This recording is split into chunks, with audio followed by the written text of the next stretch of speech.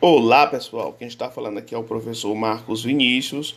Hoje nós vamos encerrar o nosso módulo sobre a América Latina, mais especificamente sobre a população e a economia, dessa parte do nosso continente americano. Hoje nós vamos abordar, como tema final. Nós vamos abordar a população e a economia, como eu já tinha dito, né? Então nós vamos encerrar esse módulo para nós podermos iniciar, dar continuidade ao livro didático. Vamos falar um pouco sobre essa população, essas pessoas que vivem na América Latina, né? Muitas vezes a gente fala em população, mas a gente não lembra que população são pessoas, né? São seres humanos que vivem, que morrem, que sofrem, né? E todos esses lugares, eles têm os seus problemas sociais, né? Então, esses dados de população, de amostra, são dados muito importantes para que as autoridades, possam se programar para que possam oferecer serviços básicos a essa massa, a essa população. Nós temos aqui as características demográficas, quantidade de pessoas por quilômetro quadrado, Isso é a densidade demográfica, para quem não sabe. Nós temos aí aproximadamente 845 milhões de habitantes que ocupam o território, da América Latina. Entre esses, nós temos os fatores climáticos, as montanhas, os desertos, as regiões de clima frio e de clima quente. Isso aí vai gerar um impacto direto sobre a densidade demográfica de certas regiões, porque nós sabemos que as pessoas, geralmente elas vivem em locais mais planos, e de clima temperado. Então, variando esses fatores, nós vamos ter uma diminuição da população, Isso é natural, é uma coisa natural de nós seres humanos, é uma característica nossa. Olha, nós temos esse mapa aí da distribuição da população nos continentes, Para que vocês tenham uma ideia, o nosso continente da América Latina, ele não é muito povoado, ele não é um dos mais povoados, mas ele é, em relação à América do Norte, ele é mais povoado, ele tem mais pessoas do que na América do Norte, A Europa tem mais pessoas do que aqui, até por fatores históricos, A civilização moderna começou na Europa. Então, nós temos uma quantidade de pessoas lá muito, muito grande. Nós temos também na África, certo? A Ásia é o continente mais povoso, E a Oceania fica sendo o continente menos povoado. O crescimento demográfico da América também é desigual, certo? Os países desenvolvidos apresentam crescimento da população menores que os países subdesenvolvidos. Olha, um exemplo, Você considerando aí não só a América Latina, mas você considerando a América inteira, se você for pegar a América anglo-saxão, que é os Estados Unidos e o Canadá, aquela região ali que falam a língua inglesa, muito embora o Canadá, uma boa parte do Canadá fale francês também, mas vamos planar, Vamos dizer que falem a língua inglesa, ou que tem cultura inglesa também. Então, esses países aí, eles vão ter uma população menor, Vamos adiante para ver se a gente consegue entender por que essa população anglo-saxônica, ela é menor, ela tem uma taxa de natalidade menor. A partir do século XIX, teve um aumento populacional devido aos fatores econômicos, principalmente com a imigração. No início do século XX, o crescimento diminuiu, porque as mulheres que entrou no mercado de trabalho, o uso de anticoncepcional pelo planejamento familiar, e em 1950 nós temos o controle de imigração. Então, pessoal, antes de 1950, pelo que a gente pôde entender, não existia esse controle migratório. As pessoas podiam ir livremente para a América anglo-saxônica, né? Isso depois foi feito um controle, certo? Antes, se pensava o seguinte: quanto mais pessoas, melhor, porque nós temos indústria, nós temos fábricas, nós temos os campos, né? Então nós precisamos de pessoas para trabalhar. A partir de 1950, quando a economia ela não suportou mais essa migração, né, esse fluxo migratório, aí, não, nós não precisamos mais de tantas pessoas, vamos barrar, porque já está vindo muita gente para cá, entendeu? Então houve sim esses fatores. Nós temos também a entrada das mulheres no mercado de trabalho. Os Estados Unidos, eles foram um continente que eles tiveram vanguarda, né? Quando eu digo vanguarda, que eles foram os primeiros, né? Então eles tiveram vanguarda na questão do trabalho feminino, né? Porque antes dessa revolução, as mulheres até podiam trabalhar em fábricas, mas não era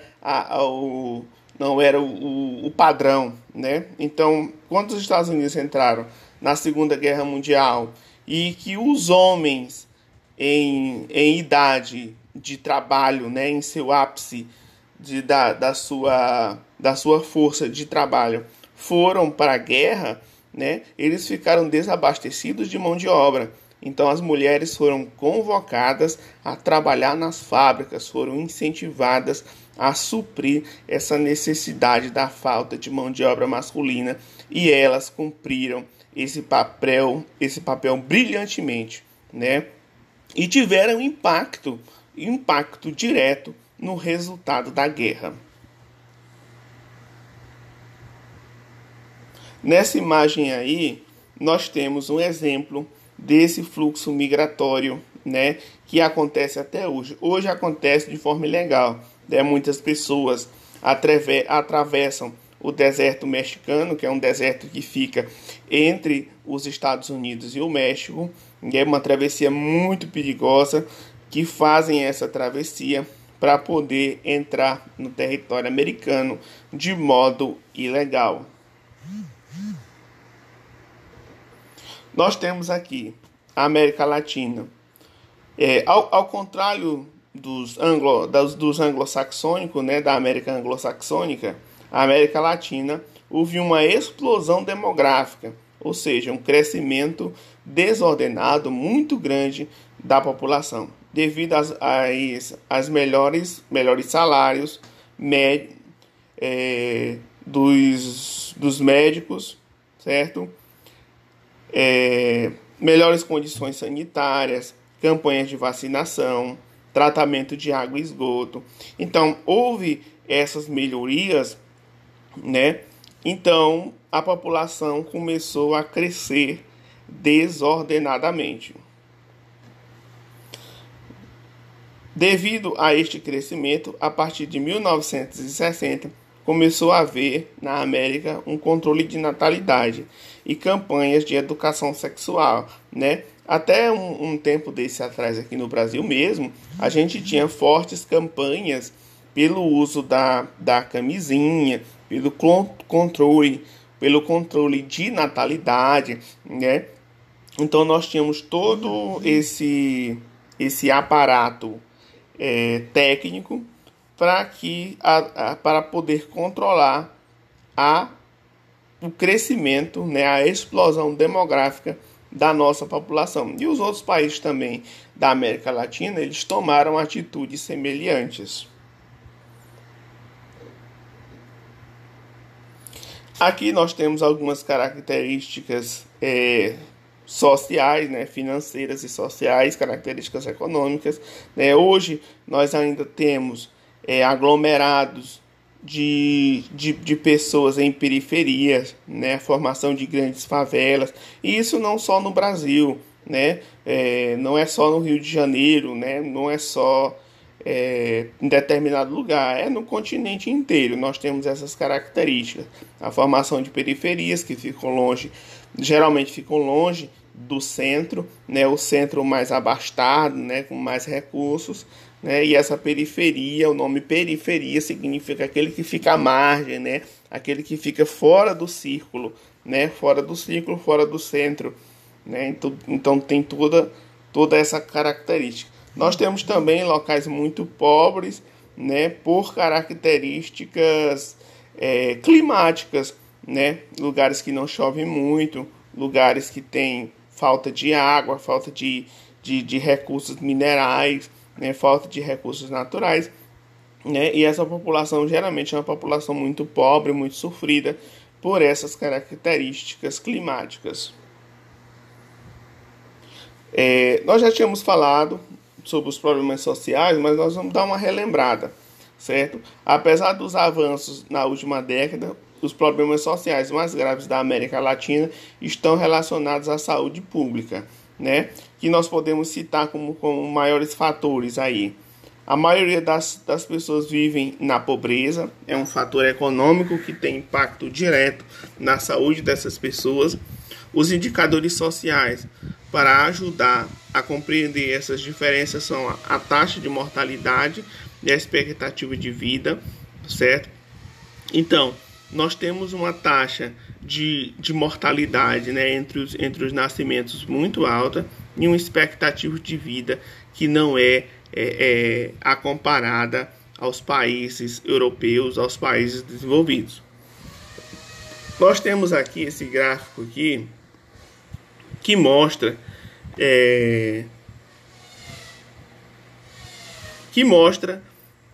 a taxa de mortalidade dos nascidos, né, por nascidos vivos, certo? É uma taxa de natalidade alta. Não vou me aprofundar muito no gráfico, porque senão o vídeo vai ficar muito grande e aí nós temos todo aquele problema de internet que vocês já sabem. Nós temos aí essa charge, né, que faz uma brincadeira, né, com Cuba, né, com o país Cuba, que é vizinho dos Estados Unidos, né? A charge diz aí, né, Raul, interceptamos uma balsa cheia de americanos tentando entrar ilegalmente na ilha, o que é extremamente cômico, porque o movimento é o contrário, né? Os cubanos, para fugir da pobreza e do regime comunista que é implantado na ilha, né, que é em Cuba, eles fogem, né, aos milhares para os Estados Unidos. A comunidade cubana nos Estados Unidos é imensa. Atividades primárias, secundárias e terciárias da América. Nós temos aí, como atividade primária, nós temos a agricultura. A agricultura no nosso continente ainda é a maior, né, o maior fator econômico desse nosso território é ainda a agricultura. Segundo, nós temos a indústria e o terceiro, nós temos o setor de serviços. Recursos naturais da América. O território americano é rico em recursos naturais, vegetais, animais e minerais. Causa: formação geográfica continental dos oceanos, né?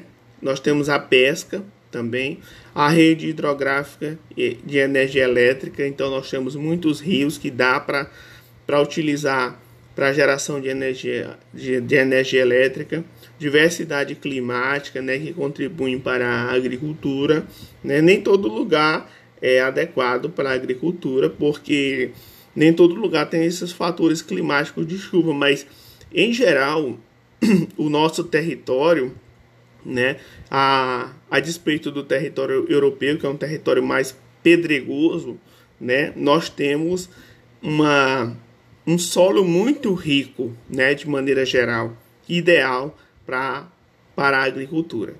Biodiversidade da América, nós temos a indústria dos medicamentos, que também é muito forte por aqui. Não vou me aprofundar na charge, porque vocês podem estar parando o vídeo e observando depois.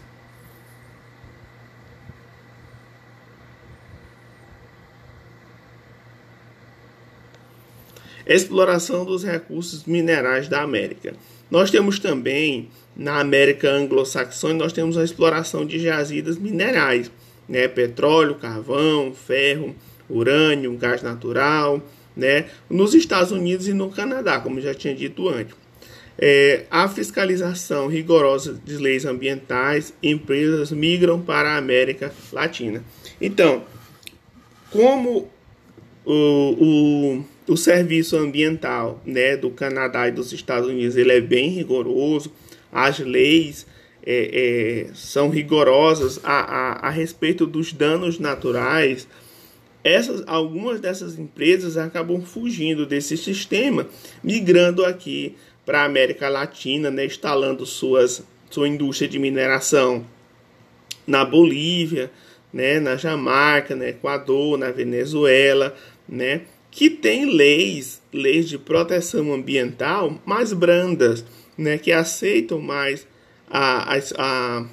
esse método de exploração ambiental sem tomar muitos cuidados, né? Nós podemos citar o exemplo recente de uma grande mineradora, né, aqui do nosso país, que causou um desastre ambiental enorme, né, por falta de uma legislação, né, mais rígida que viesse a fazer uma fiscalização mais aprofundada. Aqui nós temos o exemplo, né, dessa riqueza mineral, principalmente o ferro, né, o urânio, que é muito utilizado na indústria, né? Então nós temos toda essa riqueza mineral, o gás natural também, que é uma riqueza muito grande do nosso território. E aí nós temos também como um fator econômico importante a agropecuária, né, que faz parte aí do setor primário, né? Nós temos aí na América anglo-saxônica, nós temos o desenvolvimento com emprego de tecnologias, né? Então, na América anglo-saxônica, por ter um fator econômico mais proeminente, né, por ter mais recursos, eles investem mais nos fatores tecnológicos, né, nos fatores científicos, o que vai favorecer para que a colheita deles seja melhor, para que eles consigam produzir mais grãos, utilizando faixas de terra cada vez menores.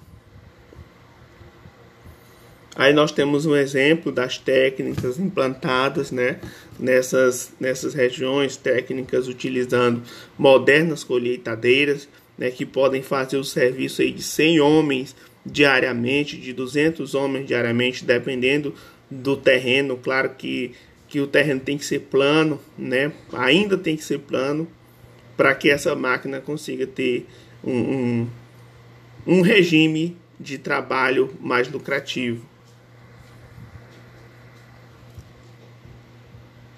Nós temos também os principais produtos da agropecuária, né, que é o trigo, o milho e o algodão. Tais fatores fazem os países da América anglo-saxônica grandes produtores de soja. Centeio, cevada, né? E agora nós vamos para a América Latina. Vamos ver aqui. A agropecuária é voltada para a exportação, a prática de extensas propriedades de monocultura. Nós temos aqui um tipo de agropecuária bastante diferente do que é implantado nos países desenvolvidos. Nós temos uma agropecuária extensiva, né, onde você precisa de grandes faixas de terra para poder produzir para você poder produzir carne, né? Para você poder produzir produtos. Tanto a agricultura como a pecuária são extensivas, né? Como país nós temos a Colômbia, o Paraguai, Cuba, Guatemala, que tem economia dependendo da exportação, tais como café, cana-de-açúcar e banana, certo?